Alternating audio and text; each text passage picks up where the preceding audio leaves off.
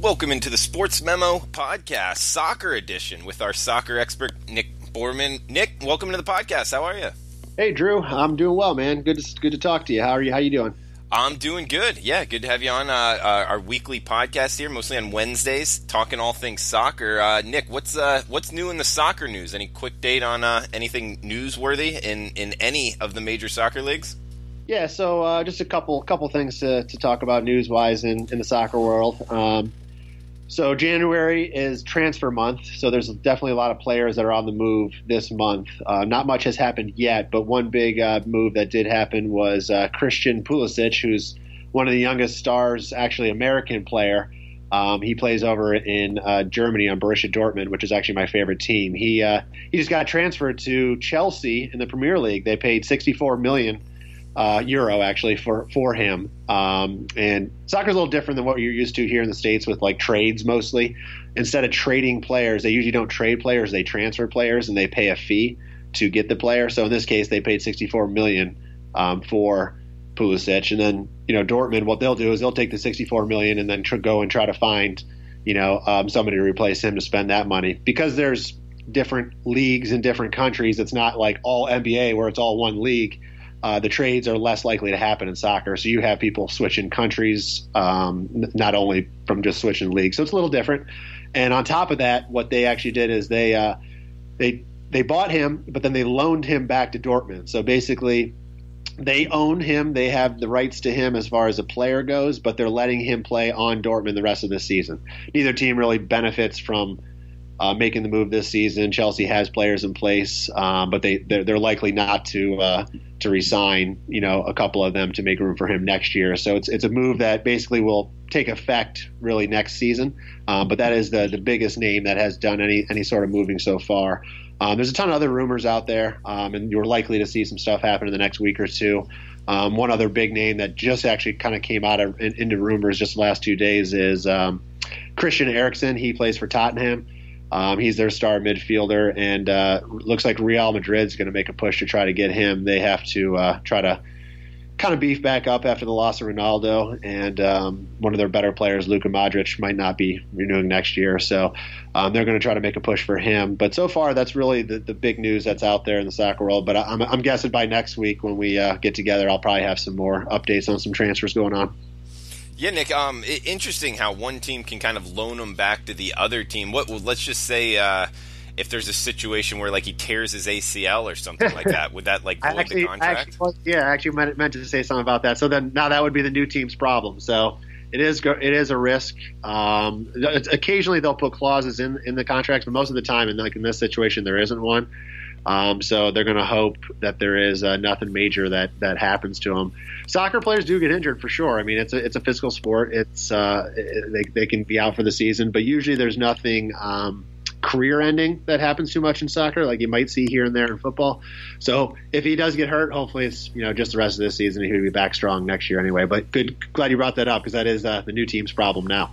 Yeah, that would be a terrible situation. And guys, we're going to be breaking down the Premier League on today's podcast. Got 7 games we're breaking down.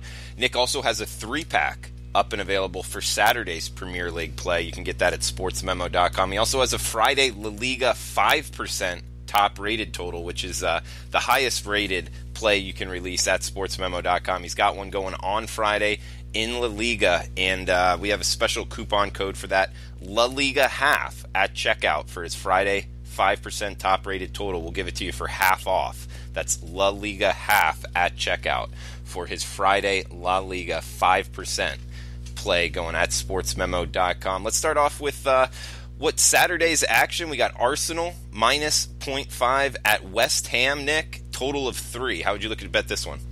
Yeah, so we got Arsenal. They're number 5 right now on the table. They got a 12-5-4 record, 12 wins, 5 draws, 4 losses. And they're plus 15 to the good on their goal differential. West Ham, right in the middle of the table, number 10, 8-4-9 record, and they're just about even on the differential, minus 3 actually. So Arsenal, they had a super impressive 22-game unbeaten streak that was snapped last month, and they've kind of cooled off as of late after that. They've lost 3 of their past 7 games in all competitions after that 22-game unbeaten streak. They're also winless in their last 4 road games in the Premier League. With their last game, they lost big time 1-5 at the hands of Liverpool, which Liverpool is really, them and Man City are in a league of their own, really, when it comes to the other teams. But that was a pretty big loss for the Gunners, as their name is. Overall, this season on the road, the Gunners they're 4-3-3 with a +1 goal differential, so just mediocre results. Their last 3 trips to West Ham have resulted in 2 draws and 1 win for Arsenal. And they did win their first matchup against the Hammers. That's West Ham's nickname. 3-1. They won back in August. West Ham, they're tough to read. They've been one of the streakiest teams in the Premier League this season. So see if you can follow me on this one. They opened the season with 4 straight losses, followed that up with 2 wins and a draw. So they didn't lose in the next 3 games. Then they went winless again in their next 3 games. Then they won 4 straight games in the beginning of December, but now have just won 1 of their last 4. So hard to follow there, but they're just on for 3 or 4 games and off for 3 or 4 games, back and forth all year long. Is that schedule related, Nick, or just something going on in the clubhouse? No, it's really not. It's schedule related a little bit. Early in the season, it was, but lately it hasn't been. At home, they lost convincingly to Man City and Tottenham, which you'd expect, but then they also beat Man United and Chelsea. So it's odd to see such a split on some of the best teams in the league, where they'll beat 2 of them and then lose to 2 of them, and the same thing's been happening to the bottom of the table with these guys. So it's really hard to get a beat on these guys, and other to say they're consistently inconsistent this year is the best way to put it. So hard to find a reason to take either team on the side, but I do see value in the over. Arsenal has had 14 of their 21 games this year reach at least 3 goals scored, including 9 of 10 on the road. So only 1 game on the road hasn't reached this number. While West Ham has had 12 of 21 reach the number, including 7 of 11 at home. So both teams can definitely put up goals, and both teams leak on the defensive end and always seem to let the other team get in at least 1. They're both over the league average in shots on goal per game and shots conceded on goal per game. So statistically, the chances are there. And assuming we see anywhere near their normal chances in this game, I think this game has a good chance to go over. So for my free play this week, I'm going to start right here with this game and make my free play the week is officially over 3 goals on Arsenal and West Ham. Okay, and if it lands on 3, that's a draw? Yep, lands on 3. It's a push, money back, but I think we'll hopefully get over that. I think 3 is probably the worst case scenario, so I think it's a safe number to take. All right, Arsenal, West Ham over 3 goals scored as the free play for the podcast. We got Watford at Crystal Palace minus 0.25. Palace's total of 2.25, Nick. Yep. All right. So Watford, another middle of the table team, 8 wins and 8 losses to go along with 5 draws this year, -1 on the goal differential. Crystal Palace towards the bottom of the table. They're 14 in the standings, 6 wins, 4 draws, 11 losses, and a -7 differential. This is a tough one to handicap. Decide really. The standard home line in soccer is a quarter of a goal. Like in NFL, the home line is usually worth 3 points, and that's exactly where this spread is. So Crystal is playing better of late, with only 1 loss in their last 5 games, but on the season they have just 2 wins at home. They've scored a league low 5 goals at home in 10 games this season, so that's pretty paltry. But have only conceded the 3rd lowest in the league, so their games at home have just been low scoring. They've actually failed to score in 7 of their 10 home games and have only scored 3 goals in their last 4 games overall.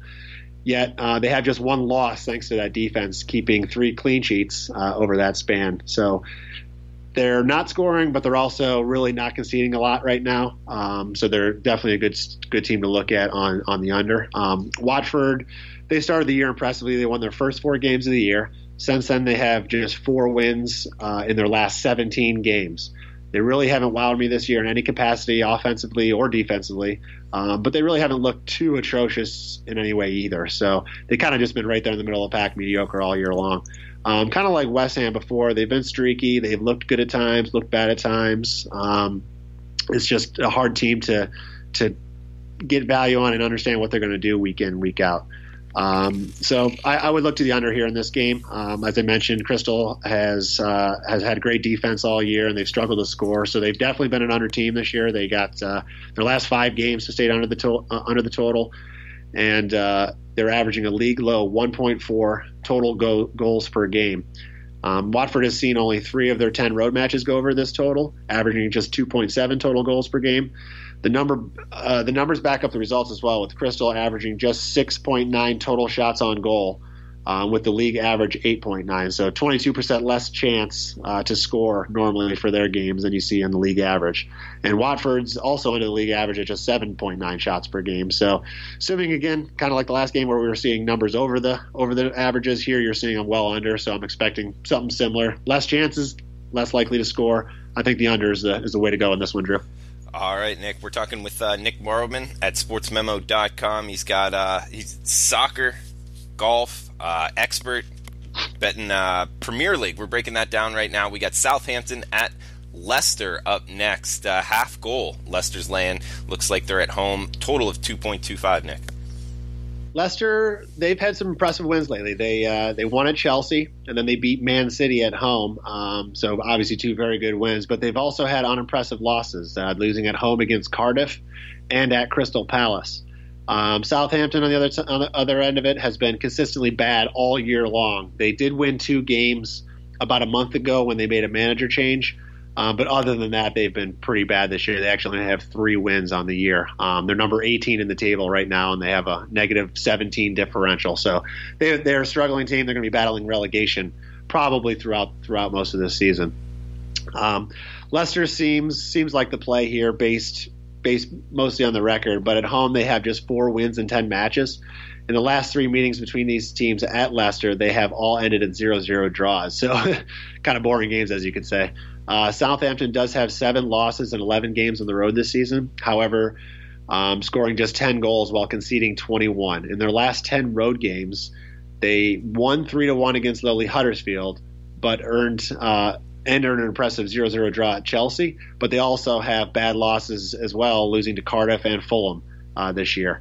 The total isn't offering much value. Southampton is 13-8 over this total, while Leicester is 8-13. And then at home, Leicester is 4-6 to the over, while Southampton is 6-5. So one team's a little above, one team's a little below. Neither team really has any trends kind of going on the total either.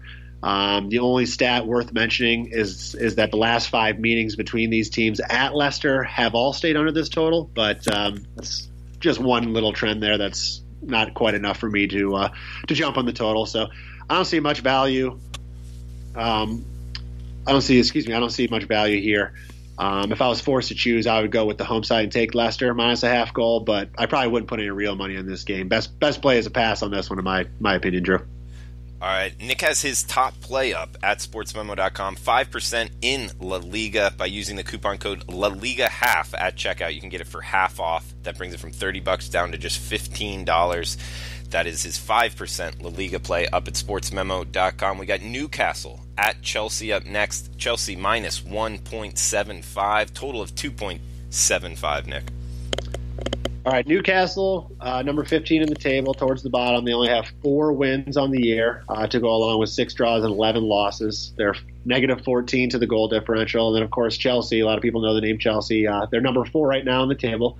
13 wins to go along with 5 draws and 3 losses, and they're plus 22 on the differential. So Chelsea is definitely the better team and should win this game. However, the trends are pointing towards a Newcastle cover. Chelsea's last win by 2 goals or more was surprisingly against Man City. That was a month ago.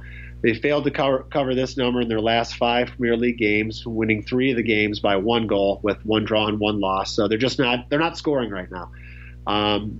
They have won by 2 goals or more 5 times at home this season, but have only won by more than 2 just 1 time. So meaning if they do cover this spread, it's most likely a 2-goal win or a half-goal win on this line at minus 1.75. So almost to me, it kind of looks like you're risking a full wager on possibly just winning a half wager. So don't like those numbers here. Newcastle lost 0-4 at Liverpool 2 weeks ago, but that's their only road game that they failed to cover this number, including 1-goal losses at Man City and Man United. So other than that Liverpool game, they've been able to keep up with everybody, even though their record's been pretty bad this year. And because of that, they've been undervalued all year, going on the road, going 8-2 against the spread on the road this year. The numbers are against Newcastle in terms of winning the game, but I like their chances of keeping it within this number. Chelsea's averaging 6.3 shots on goal per game at home while conceding 3.2, while Newcastle is averaging 3.6 shots while conceding 5.2. However, Newcastle has the third best conversion rate behind only Liverpool and Man City. So while they're not getting the shots on target, when they do get them, they are converting them. So their shots, they're getting better shots, and they have decent players up front that are putting the ball in the right places on target. So I like their chances to be able to keep this close. Chelsea won the first meeting 2-1 at Newcastle, but they only managed 3 shots on goal compared to 2 for Newcastle. So again, better team, but they only put one more shot on net than the worst team. So just another scenario where it's unlikely Chelsea's going to put up the volume here to be able to cover this line. I do expect a few more chances out of Chelsea this game than just 3, but they're just probably, like I said, just not likely to get enough on the net right now. They play a lot of possession football, and they wait for the right opportunities to score, which just limits their chances in any particular game. If this line moves to +2 for Newcastle, I would probably definitely make this an official release, but I don't think it's going to go that way. I think it's probably going to stay where it is. It may actually go the other way down to 1.5. So I think at most Chelsea wins by 2 goals, but I like the chances of Newcastle keeping it within 1. Maybe they'll earn a draw, but a 1-goal loss seems likely here. So I'm thinking taking Newcastle plus 1.75 is the play to go for here. On the slate here for Saturday, there's 3 other games that I want to skip here, which is Brighton and Liverpool, Burnley at Fulham, and Huddersfield at Cardiff. So we'll go to Sunday. I have a 3-pack up, as you mentioned before, for those 3 games for Saturday. So we'll skip ahead to Sunday from here. Yeah, we got 2 games on Sunday and 1 on Monday, Nick. It looks like we got Bournemouth at Everton. Everton minus 0.75, total of 2.75. Yeah, so 2 teams pretty close in the standings. Bournemouth number 12, Everton number 14. Similar win-loss records. Everton's a little bit better on the differential. They're even right now versus Bournemouth minus 9 on the differential. So they're tied in the standings. They both have 27 points, and neither one of them is in good form. Everton has just 1 win in their last 8 games, a 5-1 win over Burnley, who just stinks. But they also lost to Brighton and failed to beat Newcastle, 2 other bottom-of-the-table teams. Bournemouth has just 1 win in their last 6 games and just 2 wins in their last 11 games. Granted, they played all top 6 teams during that stretch, including Man United twice, so they definitely had a tough schedule run over the last 2 months. As the schedule for Bournemouth now turns to an easier stretch, they have to look to take advantage of it and try to scrape together any wins they can to climb back up the ladder. They're 14 points behind Arsenal and a qualification for European football next year, and that means in the Premier League, the top 5 teams qualify for either the Champions League or the Europa League. So a lot of the times when you don't have much of a chance at winning your league title, you're still trying to get into those top positions to earn a chance to play in either one of those tournaments, because the competition's good there and the money is obviously great, and those are 2 tournaments that most teams want to go. So they'll be trying to get to that number 5 spot, which they probably have a decent chance to do. They started the season great. They lost just 2 games in their first 10, beating all the teams they should have, like Cardiff, Fulham, Palace, and even West Ham and Leicester. They also earned a 2-2 draw at home against Everton during that stretch the first time they played, with each side seeing a red card. So usually when these 2 teams get together, there's some bad blood. There certainly was in that first game with 2 red cards thrown out. The match was really even. I mean, it was like even 50% possession for both teams, and Bournemouth had a slight advantage in shot attempts, but it was really an evenly played game. 3 out of the next 4 games for Bournemouth are against teams equal or worse than them in the standings, so they have to capitalize right now if they want any chance to climb the ladder. Everton, as I mentioned, they're not in good form. They do have 5 wins this year to go along with 3 draws and 3 losses at home, but they failed to win their last 4 there at home. So a loss to Tottenham would be expected. They lost to them just a couple weeks ago, but they also lost to Leicester and failed to beat Watford, 2 teams that are similar talent to both Everton and Bournemouth, as well as they only earned a draw against lowly Newcastle. So they're just neither team's really in a great form right now, and Everton is kind of struggling at home. Everton, they won the last 3 home meetings between these 2 teams, however, but I think catching the 3-quarter goals for the visitors is good value for 2 teams that just seem like they're pretty even this year. This is a situation where if they do lose, it would probably be just by 1 goal. So to me, it's kind of like risking a half a unit to win a full unit, because if Bournemouth loses by 1 goal, you're only losing half your wager. So I think plus 0.75 on Bournemouth is the way to go here. We got one more Sunday game in the Monday slate. So is this a normal kind of weekend Monday Premier schedule, Nick? Yes. Usually you'll see, occasionally they'll have a Friday game, but if they don't, it's Saturday heavy with 2 or 3 games on Sunday, and then occasionally a Monday game. Some weeks they don't do any Friday or Monday, but yeah, Saturday's always the big day, then Sunday they just have 2 or 3. So is it like the Monday night, like Monday Night Football like we do? Yeah, either Friday night or Monday night are going to be late in the evening for them, which is 8 o'clock, but for us would be 3 o'clock here in the afternoon in the States, or 2 o'clock depending on where you are in the States. Man, they should do that every week. Why don't they? A lot of the times when they don't is it's usually because of other scheduling things. So in soccer, you're playing your domestic league, in this case the Premier League, but they also play 2 other tournaments during the country. There's something called the Carabao Cup and the FA Cup. So these are 2 tournaments going on right now that these teams play in midweek. In between Premier League weeks. So just this past week was a full slate of games. Just yesterday, for example, Tottenham beat Chelsea in the Carabao Cup. And that's a midweek game, has nothing to do with the Premier League standings. And so when you have these midweek scheduled games, they don't want to – they have to give time for the teams to rest. So they don't schedule the games on Fridays or Mondays the weeks that they have these other events going on. And same thing when they're playing like the Champions League or the Europa League. When those are scheduled during the week, they tend to take the Mondays and the Fridays off. Okay, thanks for explaining that. We got Manchester United at Tottenham up next. Tottenham minus a half a goal, total of 2.75, Nick. This is the one I've been waiting to see for a while. This is the marquee matchup of the weekend. Man United, they made the manager move that everybody's familiar with when they fired Mourinho a few weeks back, and now they got Ole Gunnar in charge of the team. They've gone 4-0 with him, 5-0 if you count one of those cup games with him since he's taken over, but they really couldn't have asked for a better schedule because they really have not been tested. They've played all the teams down at the bottom of the standings: Cardiff, Huddersfield, Bournemouth, and Newcastle. And in that cup match, they played a lower level Reading, who's actually in the league below this in the championship. So 5-0 is great. All the stats are there, all the numbers are there. The team looks solid. Players are playing great. All the names that were struggling under Mourinho, like Pogba, Martial, Lukaku, even Alexis Sanchez. They seem revitalized right now. They're excited to be playing for a new manager.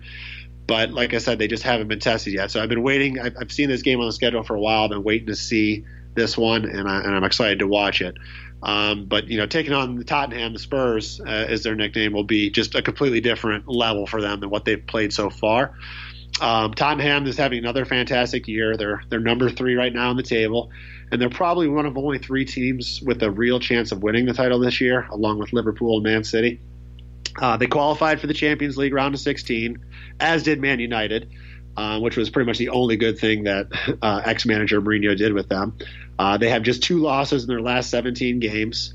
They had a surprising 1-3 loss at home a couple weeks ago against Wolverhampton, but that loss itself wasn't surprising, as the Wolves are a quality team. But they were really outplayed in that game and didn't look anything like the team we had seen over the previous 2 months. So not really sure what happened there. It was a busy schedule for them with the Champions League mixed in and a heavy holiday stretch for the Premier League. So perhaps it was just fatigue. But they're going to be rested here for sure coming into this New Year's Day match. They did play. They had a cup match just yesterday, and they had another one this past weekend. But they rested a couple guys throughout each of those games, so they'll be rested for sure coming into this game. The total here looks right, 2.75. Looking at the season stats, both teams are over teams this year. Man United is actually number 1 in the league with 17 of their 21 games going over the total, and Tottenham has 14 of 21 games going over the total. But historically, when these 2 teams play each other, you don't see a lot of goals. Their last 11 meetings over the last 5 years, only one game, has gotten a full win on this, reaching 4 goals. So most of the time, it's either ending at 3 goals or less, and 3 goals would win the bet, but with just a half win, it's not likely to, for me anyway, to make it a play, because why risk a full bet when you can most likely only win half your bet coming back? Doesn't make a lot of sense. So I won't look at the total here. And as far as the spread with Tottenham laying a half a goal, I'm tempted to take the bait with Man United catching a half goal and earning a win for the wager if they can earn the draw. But the home team has actually won 8 out of the last 9 matches between these two teams. And Tottenham certainly has all the tools to be able to limit Man United, even with their recent resurgence. So I'm going to pass this one, and I can't really make much of a recommendation on a bet here. But I'll definitely be tuning in and watching. And if any listeners out there want to tune into any game this weekend, or honestly for the season for that matter, this is the one to do so. It'll be on NBC Sports Network at 11:30 a.m. Sunday. So something to watch before the NFL comes on. 2 of the best teams in the Premier League and really in all of professional football going head to head. So if you're ever going to check out a game, definitely tune in this one. It'll be entertaining to say the least. All right, we got Wolverhampton at Manchester City up next. -2 goals, big spread here. Total of 3.25, Nick. Yeah, Man City, number 2 in the table right now. They have a plus 39 goal differential, so just scoring out of the wazoo. 16 wins, 2 draws, only 3 losses. Wolverhampton, solid team. They were promoted from the Champions League, from the Championship Division last season, and they're doing well so far in their first Premier League run this year, going 8 wins, 5 draws, and 8 losses. So actually, right there in the middle of the table. Man City, they're on top of the standings for the first 15 weeks of the season before they lost 0-2 at Chelsea. They followed that up with a win against Everton, and then they had 2 defeats in a row against Crystal Palace and Leicester, and to fall 7 points behind Liverpool. Last year they ran away with the title, and this year they led for the first 15 weeks. It was odd to see them not at the top of the standings right now. They did trim the lead to 4 points as they beat Liverpool last week in that huge game, where they did actually look like the better team playing there. The Premier League is likely to come down to one of these 2 teams, with maybe throwing Tottenham, as I mentioned, in there with an outside chance, but either Man City or Liverpool is probably taking this league title this year. But they need to improve upon their first result. They actually earned just a 1-1 draw against Wolverhampton when they played them back in August. Man City controlled the game. They had 3/4 possession, 71% possession, and 18 goal attempts, but the Wolves did a good job at limiting their chances that they got on target. So even though they had the ball, they just weren't really able to get tons of good looks. And that's what Wolverhampton is known to do. They're a solid defensive team. They're in the top 6 in terms of shots conceded on goal. And they have the second lowest shots conceded on the road. So they know how to play kind of park the bus is the term they use in soccer style football, which is where they really pack it in the back end and make teams work to try to get their shots off. A run and gun type of game playing with Man City doesn't work for anybody, let alone the Wolves. So they'll definitely be trying to play that style and slow this game down.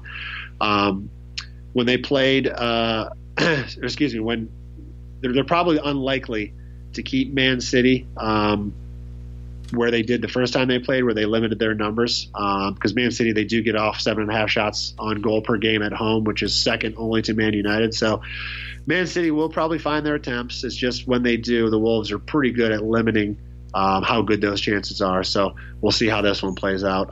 As far as the total, unders are always good to look at when the Wolves are playing. They're the number 1 team to the under this year. At this number, at 3.25 goals, they've had only 3 games go over this total this year, and just one of them on the road, which was actually their last road game at Tottenham. Man City, on the other hand, is a strong offensive team, but because of that, their totals are usually posted pretty high, and so it's hard for them to get over the totals. They've had just 10 of 21 matches go over the total this year, but 7 of them were at home. So they produced 4.3 goals per game at home, scoring 37 themselves in 11 matches. So good all around, but they are really hard to control when they are playing in front of their home fans. But I would probably look to the under in this game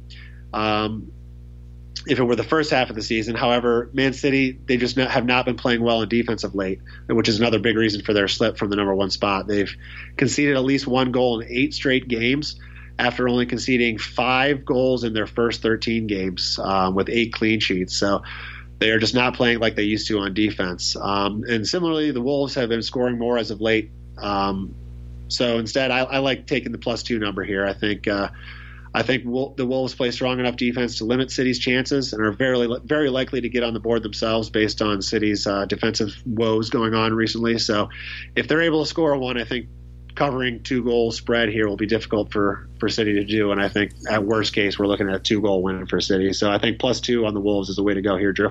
All right, Nick has his 5% La Liga play up at sportsmemo.com. With the coupon code LaLigaHALF at checkout, you get it for half off, just $15, normally $30. Good breakdown there of the soccer games, Nick. Real quick, you got a PGA Sunny Open 6-pack with your 5% top-rated play up at sportsmemo.com. This is the PGA Tour, and this is the first tournament with a full field in quite a while.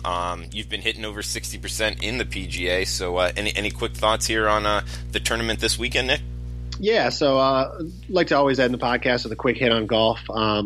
Last week, Xander Schauffele fired an amazing 11 under 62 final round to win the Tournament of Champions. And he had 2 hole outs during that round. So just wanted to throw that name out there. He's a young player you'll probably be hearing a lot of this year. But this week he's not in the field. As many of the other players, though, that played last week in Hawaii will stay in Hawaii, where they're playing this week at Waialae Country Club.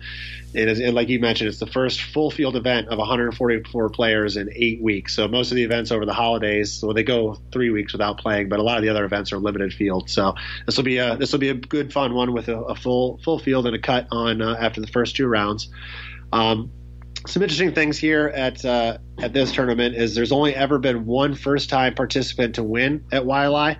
So kind of when looking at this tournament, we're looking for someone with some experience at the course. And also 14 of the last 20 winners here played last week in the Tournament of Champions. So having that extra week of preparation in what usually is windy conditions here is good. And has certainly helped in the past, along with just having your body acclimated to the time zone, as Hawaii is, obviously 2 to 5 hours different than anywhere in the States. So we're looking for somebody that's played here and played last week to try to find an outright winner in this tournament. Some quick notes about the course. Waialae is not long by PGA Tour standards at just 7,044 yards, but it's only a par 70 and has just 2 par 5s.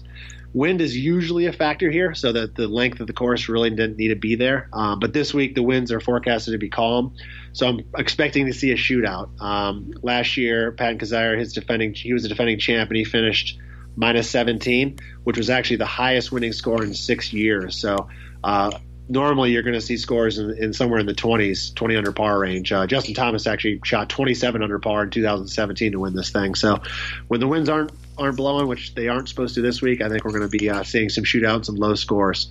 But without par 5s to take advantage of, the winners here in the past have been near the top of the field in strokes gained putting and proximity to the hole. Kizzire last year was only 56 in fairways hit and 23 in greens in regulation, but was 3rd and 4th in those 2 categories.